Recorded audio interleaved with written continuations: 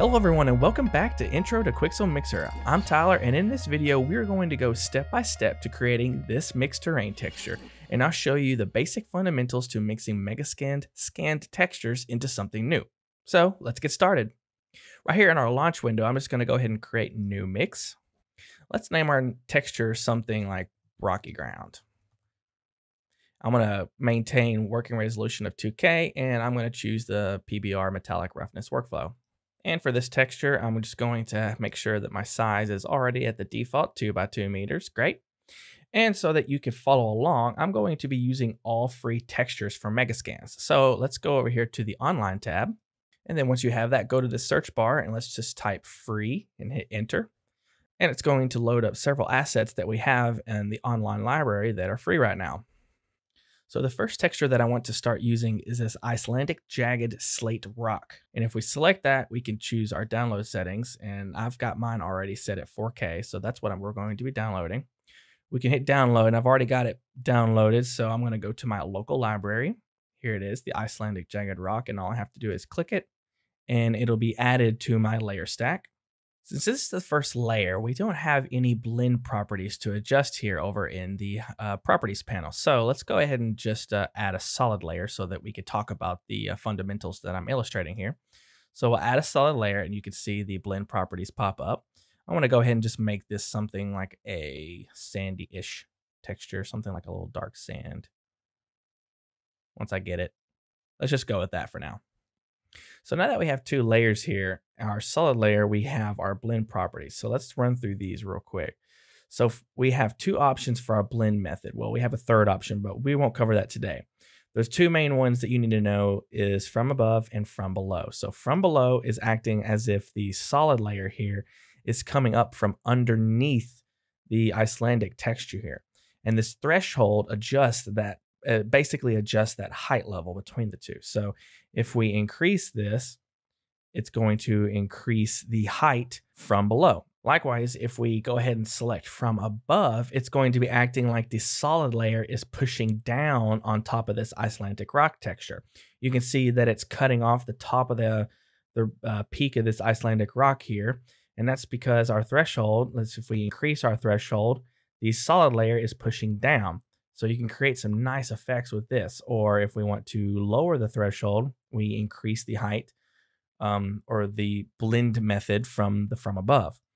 These are pretty great to work with interchangeably. Like heck, we can select our solid layer here, go to edit, duplicate, and it's going to duplicate this. But for this layer, let's make sure that it's from above. So now let's increase the threshold of this. And you can see we have two different solid layers, one that's coming from below the Icelandic texture, and then one that's coming from above this Icelandic texture. So this terminology is something to remember in terms of your layer stack. So let's go ahead and just delete this duplicated layer for now and just work with the first one. So we understand that threshold is the variance of the height that's between the blending from above or from below. So this radius slider here is adjusting the smoothness, or essentially calculated smoothness, between the two layers. So let's go ahead and zoom in here real quick to a straight line. All right, so our radius is set to 0.01. If we set it to full 0, you see how sharp this edge got right here? Well, if we increase this radius, you see that it's adding some smooth blending, kind of like a gradient between the two textures. It's blending it on a pretty good level.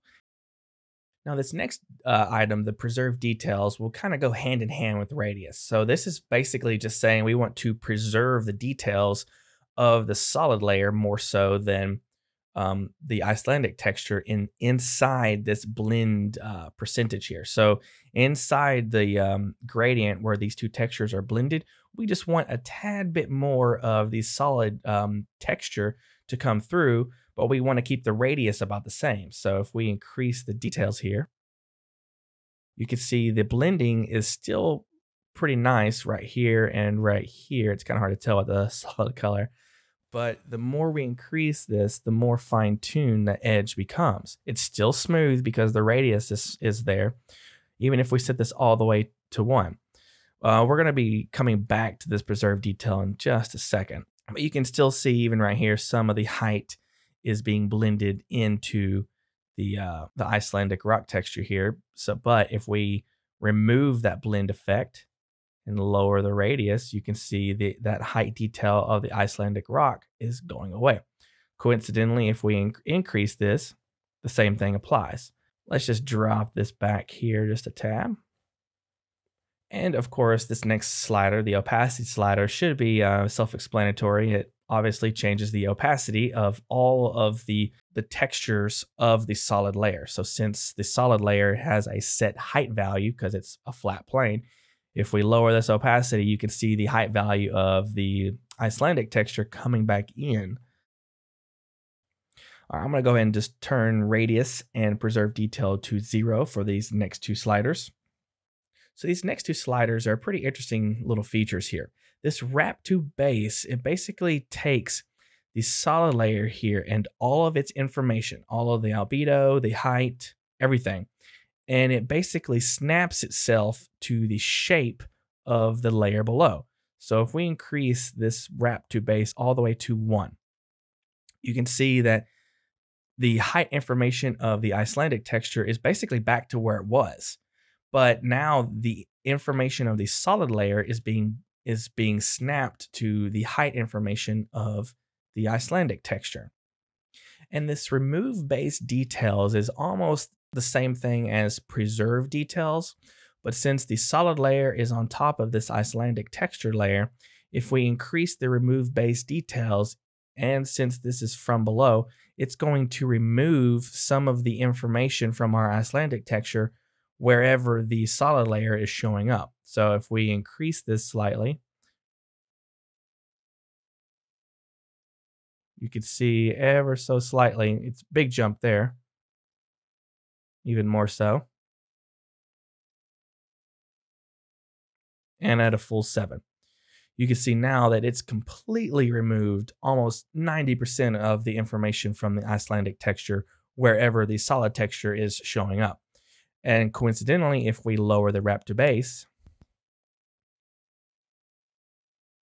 then the solid layer essentially erases everything back to normal, which is almost just like how this radius was set to 0 and the preserved details was set to 1. Doing these settings is almost identical, but sometimes you just want the wrap to base just to be subtle, and sometimes you just want I like to sometimes do remove base details at 3 because that's a good layer. And then you can see we could still see some of the information below, but I want it to be ever so slightly subtle. So let's increase our radius and preserve some of our solid detail, maybe a little bit more. And it's hard to tell, but you just have to move around this wrap to base detail just slightly, going really low here. And so you can completely change the textured effect. Next thing I want to show is let's click on the Icelandic texture here. Let's go through some of these settings that every surface, which meaning every single surface layer or every single decal layer, will have this height, intensity, reflectance, and placement, and all these options here. So let's run through these real quick. So these settings right here basically adjusts the height maps black to white outputs like a curve adjustment layer. So let's illustrate this best by turning off our solid layer here. And let's just zoom over here to our bottom edge. So the high frequency here basically adjusts all the fine details or the smaller resolution details. So if we increase this, you can see through here. Here we go. Let me zoom in really close here to really illustrate this point. So let's hit this reset values here to go back to the defaults. Now you can see here in our viewport what our default height is supposed to look like. If we increase our high frequency, we're going to increase these small details. So as I increase the slider, you can see some of the fine grained details in this texture is popping out just a little bit more, while the low frequency slider adjusts all the large details or the larger resolution details across this particular texture. And if I increase the low frequency, you can see all the large forms begin to increase. And if I lower it, you can basically invert these values as well. So the low frequency is, like I said, adjusting all the large values in this height map. Let me set this back. So this threshold slider here basically adjusts the overall wavelength or adjusts the spacing that the high and low frequency sliders adjust to. So in layman's terms, the lower the threshold, the more tightly packed these two sliders adjust. The higher the threshold, the wider the spread the details are affected, almost like a sharpen to blur effect. And don't worry, there is always the reset to default values if you want to go back to where you were. Let's go back down here to our bottom of our texture here. And let's increase our high frequency so that you can really see this, something really high here. And let's lower our threshold. 1. You can see the high frequency made the details become smaller and smaller. If we increase our threshold above 6, you can see that the spectrum that it's adjusting is covering much more of the terrain. So it's widening what the high frequency can affect. Another thing that I forgot to mention in the previous video is that if for some reason you zoom out and you lose your place and you have no idea where your plane is, just hit the F key on your keyboard and it'll bring that terrain right back in the viewport and everything is safe and sound now. And then here under the reflectance, we can obviously, like we've done before, change the albedo, metallic, and gloss. Let's go ahead and select the albedo texture here. And let's pick something a little warm for our rock. Let's be somewhere around here, something a little hot. Now also, once you have this window selected, if you take your cursor off of the window, you see this little eyedropper tool here. And basically, if you hover over any place in this entire program, even over here in the menu, in the tools, you can specify any color you want. Then I want you to bring your attention over here to this eyedropper size. This 1 represents the 1 pixel that this is sampling from. If we increase this to say 100 and something and take our eyedropper cursor out, you see that the circle has gotten wider.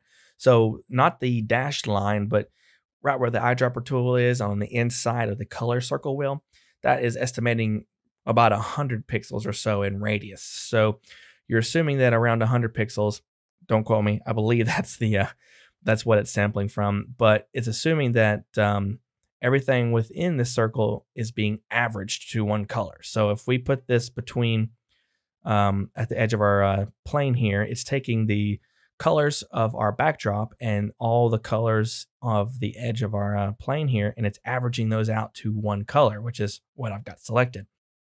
But we're just going to go ahead and use the color we have selected here. Of course, you can change the RGB, the HSV, or drop in a personal hex value. If you don't want to see a preview of the terrain, just hit preview.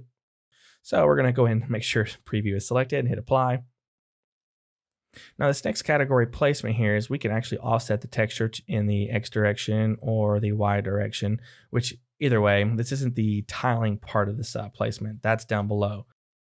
Now, if we want to tile this texture beyond just 1 by 1, we can increase this to 1 by 2. So you can see it's squished the texture down by 2, or 2 by 2. We can increase the size. So this is going to not tile like this tile did, which was a physical tile preview, but this tile is tiling it within the 2 by 2 meter plane. So let's just go back to our defaults with the reset value here.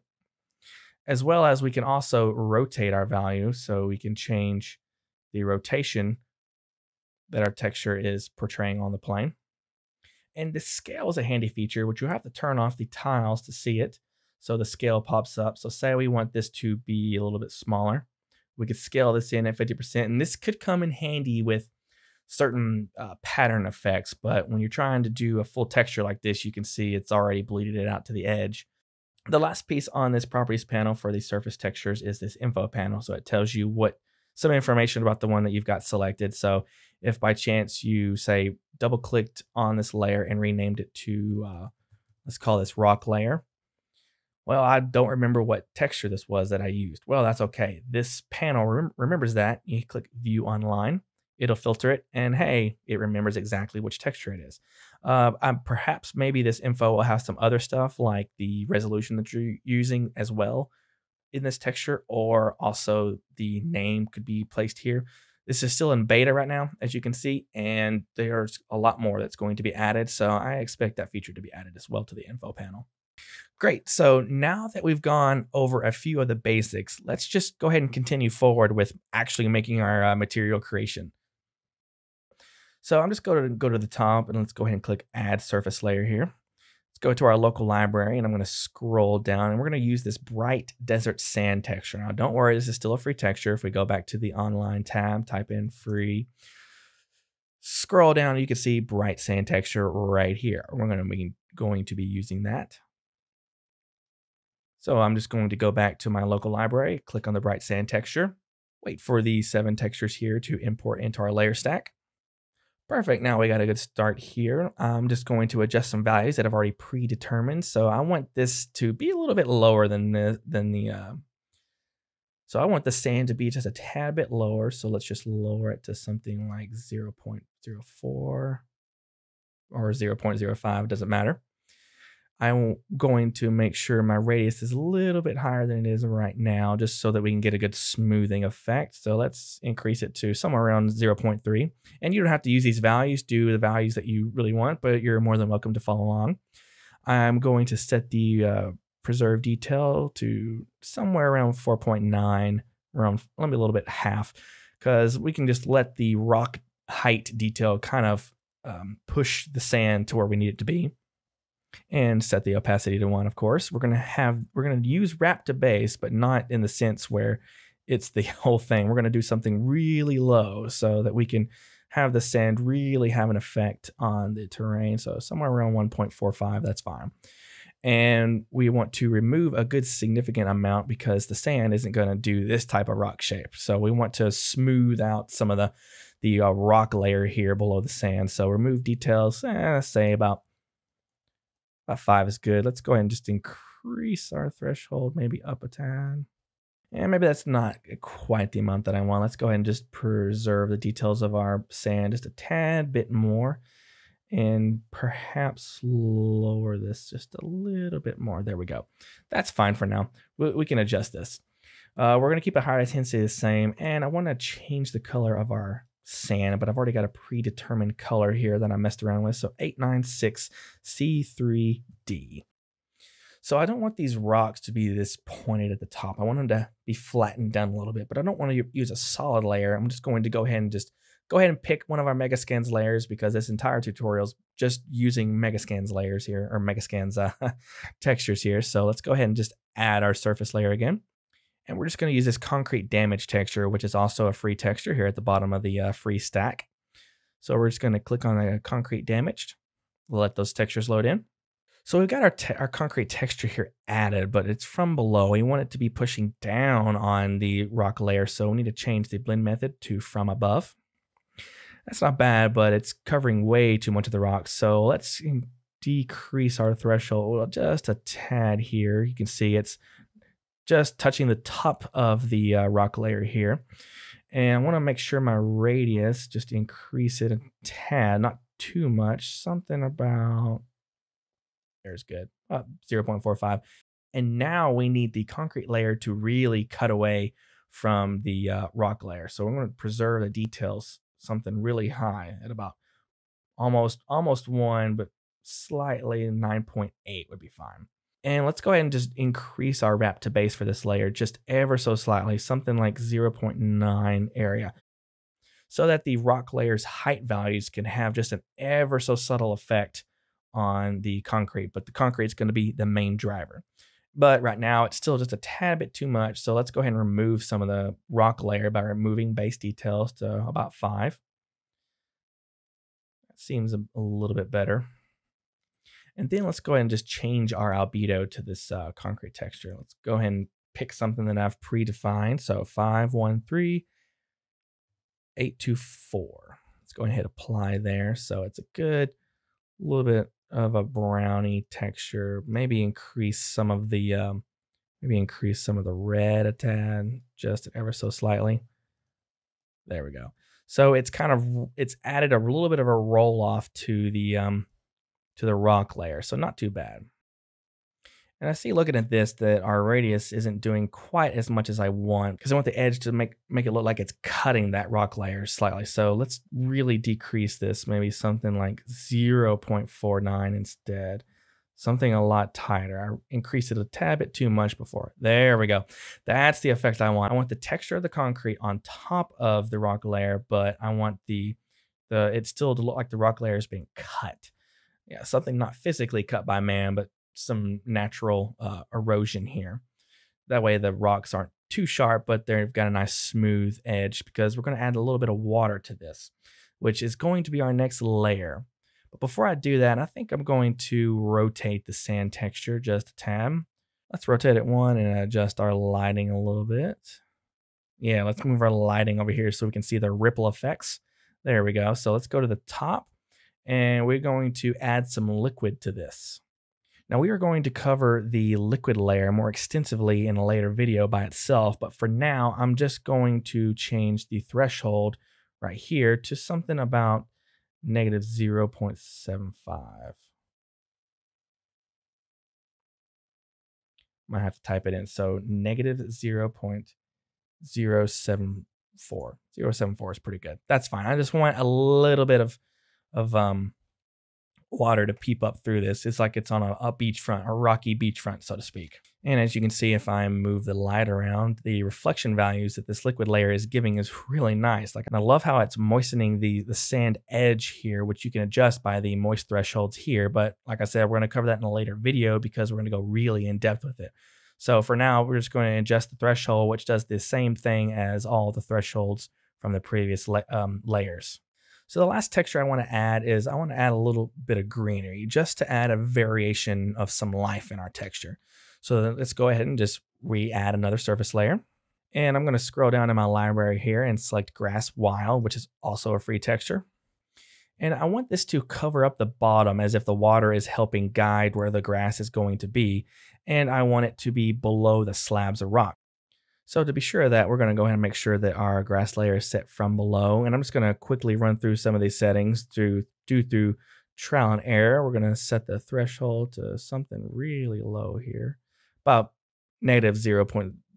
I'm going to lower our radius to something pretty tight. That's it, because when we lower the radius when it's from below, it's going to increase the amount that we have, just a tad.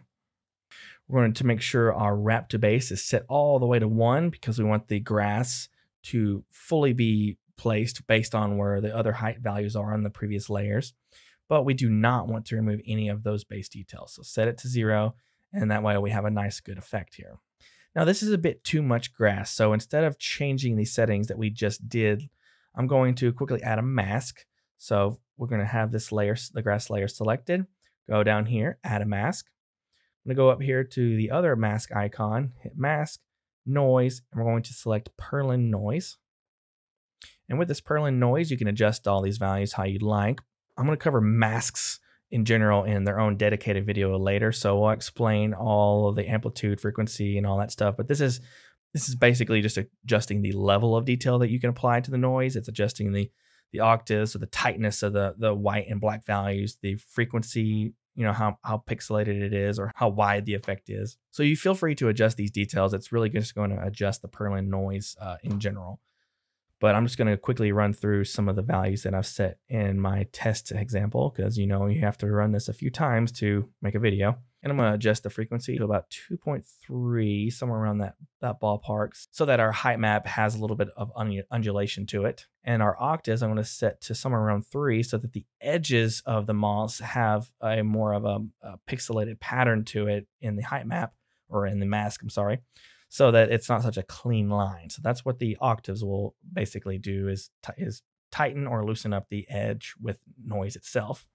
And I'm going to set the luminarity to somewhere around 2.3, which adds a whole nother level of that octave detail. So those octaves and luminarity kind of work hand in hand. And persistence, I'm going to set it to just 0.4.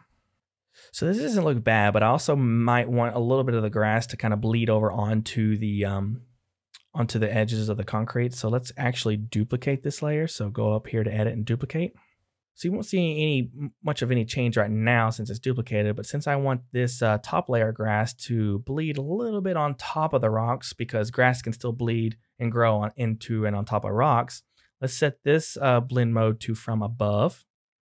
And you can see it's added a little bit of blend there, and we can accept that, or we can go ahead and select our noise here and change our seeds a little bit. That's not bad. So there, maybe we have some cracks in the rock edges here, and the grass seeds decided to get into there. But I want to go ahead and blur this just a tad. So let's add a mask modifier. Blur. Let's do Gaussian blur.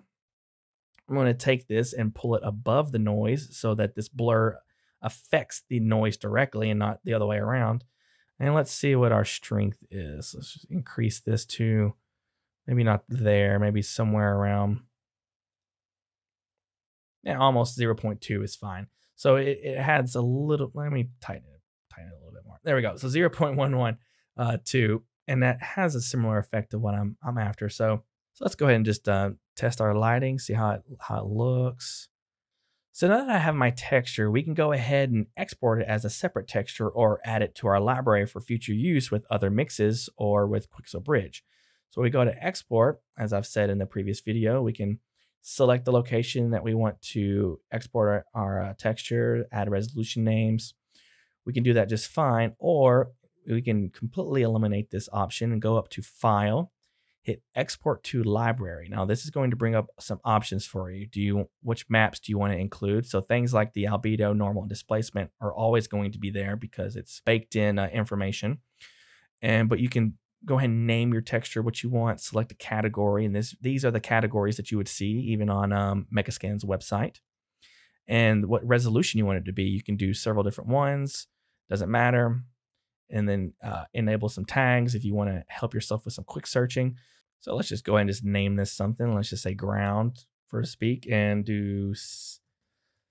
let's choose sand, rocky, enter, moss, enter. And then we can go and I like to go ahead and just choose gloss. It's in the ground category. It's rocky sand ground. Go ahead and click save. And you can see down here, it's exporting our maps. So this may take a while depending on what resolution you chose, but I just chose 2K. And again, this isn't done in the export tab. It's all something that you can do for later use in your own library. So that looks like it has done. So let's go to our local library up here. And look, there it is, rocky sand ground. Now where this is going to be popping up at in your file structure, so if you open up into your Quixel folder and go to your Megascans Library, wherever that's located, it'll be under custom, and then you chose it to be a surface. And look, here it is, rocky sand ground. And here's all the information. It's already exported some of the height maps, albedos, all the textures that you would already have that you could have set from the export category. It's a pretty versatile program on creating new things and mixing new things for any project that you'd like. So thank you everyone for joining me in this video covering some of the basic fundamentals to Quixel Mixer. I will be sure to cover many other features in later videos, so stay tuned. Again, thank you for watching, and I'll see you in the next one.